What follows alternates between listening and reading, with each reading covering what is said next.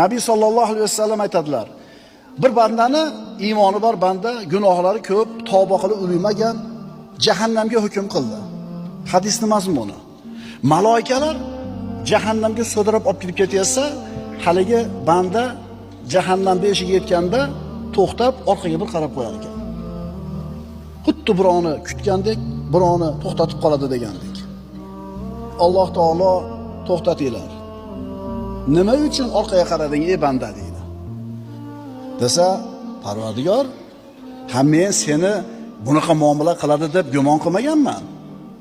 Menga bunaqa muomala qiladi deb o'ylagan emasman. Nima deb gumon qilgansan men haqimda? Meni gunohimni kechiradi, hammasini jannatga kirgizib yuboradi deb ishonganman. To'xtatinglar, kiringizlar buni jannatimga deydi. Buni eshitganingizdan keyin